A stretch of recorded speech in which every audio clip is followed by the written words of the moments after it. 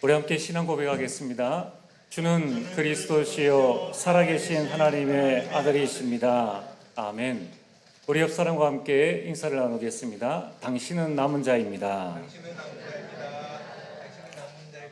이 자리에 계신 우리 성도님들 가운데도 그런 생각을 하는 분이 계실 겁니다. 나는 복음을 깨닫고 예수님 믿고 너무 이 하나님의 자녀가 되어진 것이 너무 감사한데 과연 우리 자녀들을, 우리 가족들을 구원할 수 있을까? 가문 복음화를 이룰 수 있을까? 여러분이 오늘 말씀을 통하여서 하나님 주시는 큰 힘을 회복하시길 바랍니다. 하나님께는 이방인이 없습니다. 지금 우리가 로마서를 통해서 말씀을 볼 때에 로마서를 기록한 이 저자가 바울이요, 바울은 유대인입니다. 그래서 유대인의 관점에서 볼 때 유대인과 이방인 이렇게 구분짓는 것이지, 하나님의 소원은 모든 민족입니다. 디모데전서 2장 4절에 하나님은 모든 사람이 구원을 받으며 진리를 아는 데 이르기를 원하시느니라. 하나님은 유대인, 이방인이 구원받아야 된다, 이런 구분이 아니라 모든 사람입니다. 사도행전 1장 8절에는 땅 끝까지라고 말씀하셨습니다. 그래서 여러분들이 기억해야 될 것은 이방인을 살리는, 믿지 않는 자를 살리는 하나님의 비밀을 우리에게 알려주셨는데 그 비밀이 바로 그리스도입니다. 하나님의 기준은 유대인, 이방인 이게 기준이 아니라 하나님의 기준은 그리스도입니다. 하나님은 그리스도 아는 자를 통하여서 그리스도 모르는 모든 사람을 살리기를 원하십니다. 그래서 이방인을 살리는 하나님의 방법도 우리에게 말씀해 주셨는데 그것이 성경적 전도운동입니다. 반드시 내 방법으로는 당대에는 될 수 있지만은 주님 오시는 그날까지는 하기가 힘들다는 거예요. 그래서 우리는 성경적 전도 방법, 성경적 전도 운동을 우리는 따라가고 있습니다. 마태복음 4장 19절에 나를 따라오느라, 그리스도 되시는 예수님을 따라가는 것입니다. 고린도전서 1장 21절에 이 세상이 자기 지혜로 하나님을 알지 못하므로 하나님께서 전도의 미라는 것으로 믿는 자들을 구원하시기를 기뻐하셨도다. 성경에 하나님께서 말씀하시기를 이 전도의 미라는 것으로 믿는 자를 구원하시기를 원하십니다. 전도는 하나님께서 우리에게 주신 생명 구원의 방법입니다. 그래서 로마서 3장 22절에 복음은 하나님의 의인이 모든 믿는 자에게 차별이 없느니라. 여러분 가정에 믿는 나 자신이나 지금 믿지 않는 우리 가족이나 여러분들이 내일 직장 현장에 가서 믿는 나 자신이나 믿지 않는 모든 동료들이나 하나님께는 차별이 없다는 거예요. 하나님께서 여러분들을 사랑하심처럼 믿지 않는 모든 자들을 하나님은 사랑하시고 그들을 구원하시기를 기뻐하신다는 것입니다. 그래서 우리는 하나님께서 우리를 차별하지 않으셨듯이 복음 받은 우리도 교회 안에 성도나 렘넌트들을 차별하지 말아야 됩니다. 또 여러분들이 현장에 가서 믿지 않는 자들을 만났을 때에 그들은 시간표의 문제지 하나님께서 그들을 포기하지 않으셨다는 겁니다. 그래서 우리는 그들을 배려하고 그들을 격려하고 그들과 함께 복음 전할 준비를 해야 하는 것입니다. 그들은 남은 자입니다. 그렇다면 오늘 우리는 본론 말씀을 통하여서 하나님께서 지금 나에게 주시는 정체성이 무엇인가, 그리고 전도의 이유를 발견하게 되기를 주의 이름으로 축복합니다. 하나님은 이 복음을 전파하기 위해서 한 민족을 선택하셨습니다. 그 민족이 이스라엘 백성입니다. 창세기 12장 1절에 3절에 하나님께서 아브라함을 통하여서 이스라엘 민족, 이스라엘 백성을 이루게 하셨습니다. 그런데 오늘 본론 첫 번째로 이스라엘 백성들은 오히려 복음을 거부했습니다. 이스라엘 백성은 하나님이 택한 백성입니다. 온 세상에 구원하기 위한 도구로 하나님께서 선택하셨습니다. 이와 마찬가지로 저와 여러분들도 하나님의 선택을 받은 자요, 구원을 위한 하나님께서 우리를 구원하기 위한 도구로 우리를 선택하셨다는 것입니다. 그래서 하나님은 이스라엘 백성에게 로마서 9장 14절 그들에게 양자됨과 영광과 언약들과 율법과 예배와 그리고 메시아를 보내겠다는 약속을 주셨습니다. 그 약속이 신약에 성취되어졌습니다. 그런데 이스라엘은 하나님이 보내신 그 그리스도를 거부한 것입니다.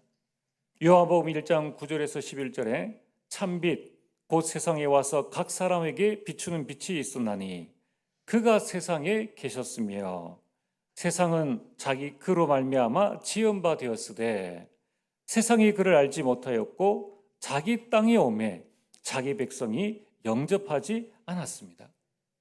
여러분, 이스라엘 백성은 복음을 거부했습니다. 그들은 복음을 순종하지 않았습니다. 자, 그러면은 오늘 이 자리에 정말 전도하려고 하는 분들은 이런 질문을 하실 겁니다. 또 이 자리에 계신 우리 구원받은 모든 성도님들은 하나님께 이런 질문을 할 것입니다. 이스라엘 백성들이 예수님을 믿지 않은 것을 보니까 하나님께서 그들을 버리신 것이 아닙니까? 이에 대해 바울은 하나님께서 이스라엘 백성을 버리신 것이 아니라고 말씀합니다. 그 말씀이 오늘 로마서 11장 1절입니다. 오늘 1절에 그러므로 내가 말하노니 하나님이 자기 백성을 버렸느냐? 그럴 수 없느니라. 여러분 보시기에는 여러분 가족, 여러분의 전도 대상자를 하나님이 버리신 것 같죠. 여러분이 핍박하고 조금 우리가 직장 안에서 신앙생활을 하는 것을 조롱하고 박해하고 이런 이 주변에 있는 가족들과 믿지 않는 사람들, 또 심지어는 우리 자녀들도 있다는 겁니다. 그들이 완악함 속에 우리는 그런 생각을 합니다. 하나님께서 저들을 버리신 것이 아니냐? 아닙니다. 하나님은 그들을 절대 버리지 아니하셨다는 것입니다. 옛날에 미국의 잭슨 대통령이 재임 시절에 한 가지 뜨거운 법률 논쟁이 있었습니다. 대통령이 특별 사면으로 한 죄수를 사면을 해줬는데 그 죄수는 자신의 죄를 진정으로 뉘우치기 위해서 내가 감옥에 계속 있기로 결정을 했습니다. 이때 많은 변호사들이 갑론을박 논쟁을 했습니다. 특별 사면은 대통령의 명령이니까 나가야 된다. 또 다른 쪽 변호인은 본인이 싫으면 있게 해줘야 한다라는 논쟁이었습니다. 많은 변호사들과 법률가들이 수많은 논쟁을 거친 이후에 결론은 뭐냐면은 아무리 대통령의 특별 사면이 있다 할지라도 본인이 수락해야 그 사면이 유효하다. 그래서 그 사람은 교도소에 있게 하자는 결론을 내렸습니다. 유대인은 하나님의 특별한 은혜로 선택받은 백성들입니다. 그들은 특별 사면을 받은 죄수처럼 하나님의 은혜를 먼저 받을 수 있었던 사람들입니다. 그들에게는 율법이 있었습니다. 하나님의 말씀이 있었고 하나님의 영광, 여러분들 낮에는 구름 기둥, 밤에는 불 기둥, 그리고 이스라엘에는 성전이 있었고 그 말씀을 전해주는 많은 사람들이 있었습니다. 그러나 하나님은 그들을 특별 사면하기를 원했지만은 그러나 그들은 스스로 자기 자신이 하나님의 은혜를 거부했다는 것입니다. 오늘 우리가 깨달아야 될 중요한 사실은 무엇입니까? 지금 불신 가족들이, 또 지금 믿지 않는 가족들이, 믿지 않는 자들이 복음을 거부한다 하더라도 하나님은 그들을 버리신 것이 아니라는 것입니다. 그렇다면 우리는 전도하기를 쉬지 말아야 합니다. 오늘 본론 두 번째로 우리가 깨달아야 될 중요한 전도의 이유 두 번째는 무엇입니까? 하나님은 시대마다 택하신 자, 남은 자를 남겨두셨다는 것입니다. 오늘 로마서 11장 4절에 이렇게 말씀하고 있습니다. 그에게 하신 대답이 무엇이냐? 내가 나를 위하여 바알에게 무릎 꿇지 아니한 사람 7,000명을 남겨두었다 하셨으니, 성경의 가장 중요한 단어가 그리스도입니다. 그리스도 다음에 반드시 우리가 기억해야 될 두 단어가, 첫 번째가 남은 자입니다. 그 남은 자가 여러분들입니다. 예수님 믿고 천국 가면 가장 좋은데 왜 하나님께서 나를 이곳에 남겨두셨는가? 여러분이 이유를 깨달아야 됩니다. 남은 자의 이유입니다. 또 하나는 흩어진 자입니다. 왜 하나님께서 흩으셨는가? 자, 하나님께서 남기셨고 하나님께서 흩으셨다는 겁니다. 오늘 주보에 나와 있는 것처럼 우리 11월 15일은 총회 산하 모든 교회와 목회자와 성도가 개혁과 갱신을 위한 특별 금식 기도의 날입니다. 지금 교단 안에서 일어난 여러 일로 말미암아 많은 교회와 많은 성도들이 흔들리고 있습니다. 여러분, 우리가 기억할 것은 이런저런 일이 일어나더라도 하나님은 남은 자를 통하여서 역사하신다는 것입니다. 또한 하나님은 그 흩어진 자를 통하여서 그곳에 생명의 역사, 복음의 역사가 일어나게 하신다는 겁니다. 그 증거가 안디옥 교회입니다.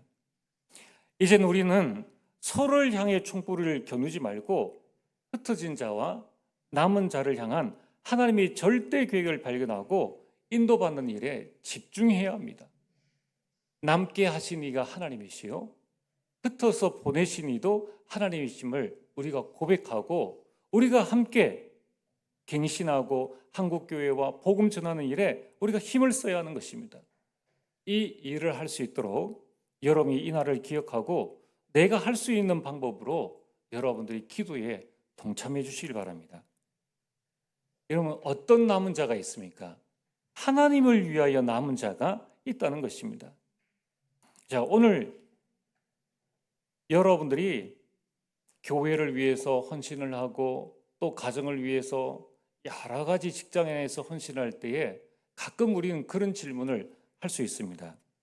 아니, 하나님, 다 예수님 믿고 우리 교회 장로가 몇 명입니까?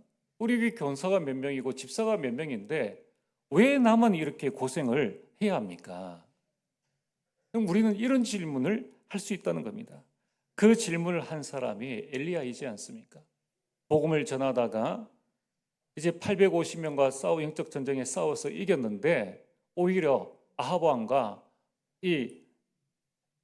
그 아내에게 쫓기는 그 신세가 되어졌습니다. 그가 마지막에 하나님, 제 생명을 이제 거두어 주옵소서라고 고백하는 그 순간에 하나님께서 엘리야에게 말씀하셨습니다.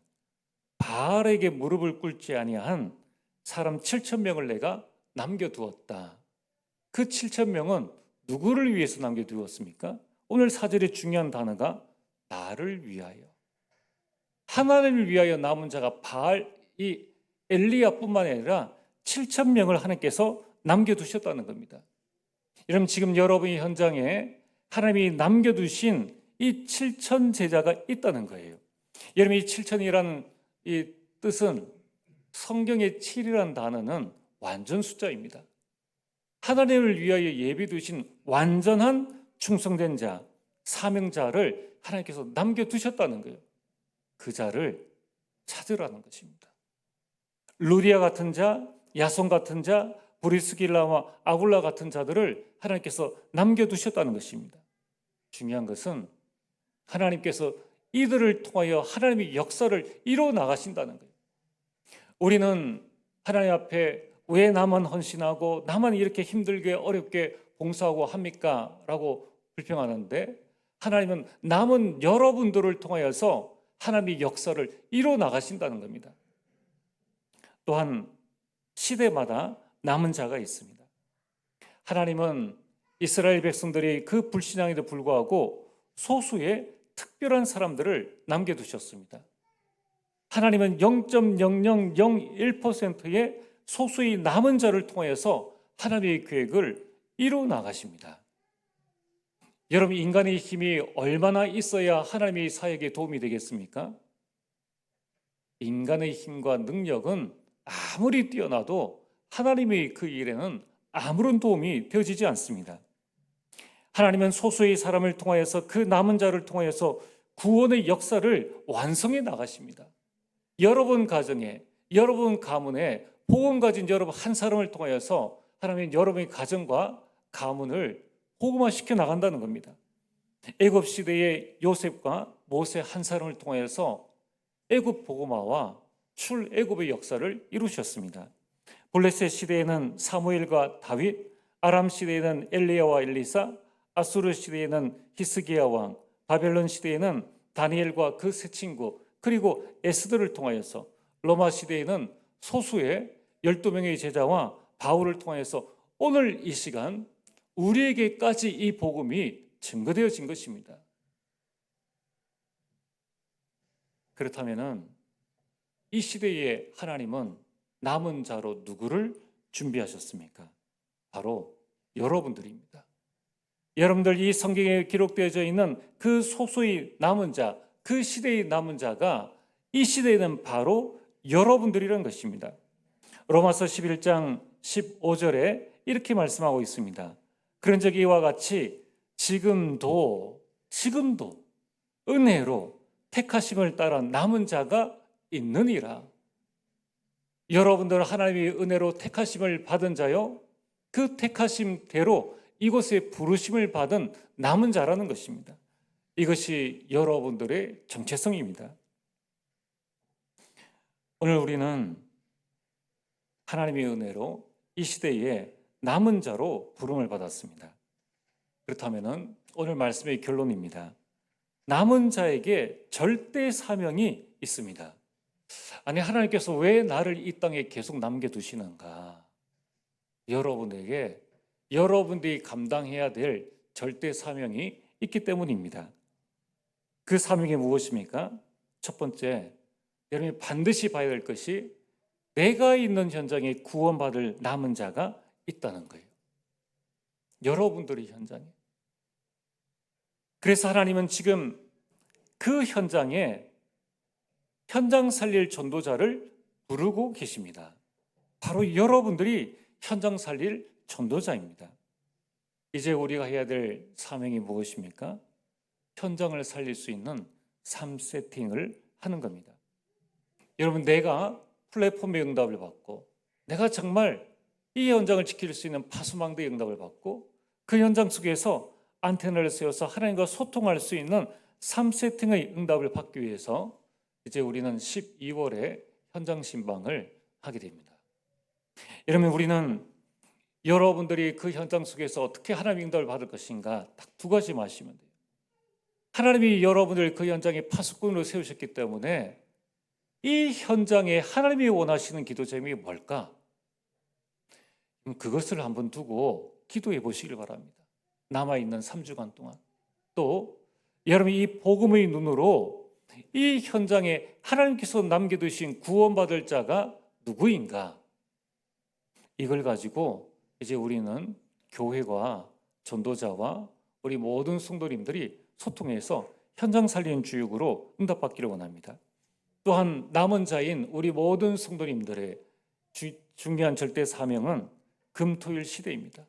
이제 레몬트를 삼서밋으로 세울 수 있는 금토일 시대를 열어나가고 헌당과 셋들을 감당해 나가는 것입니다. 여러분들은 이 시대의 남은 자요, 하나님의 남은 자입니다. 이 축복을 가지고 이번 한 주간 또 일평생 하나님의 큰 응답을 누리게 되기를 주의 이름으로 축복합니다. 전능하신 아버지 하나님 참으로 감사드립니다.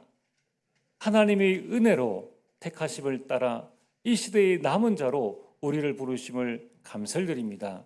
또한 우리를 통하여서 이 시대에 구원받을 남을 자를 허락해 주사오니 나의 현장에 구원받을 자들에게 온전한 복음을 증거하여 그들을 구원케 하는 전도자의 응답과 축복들 누리게 하여 주옵소서. 예수님 이름으로 기도리옵나이다. 아멘.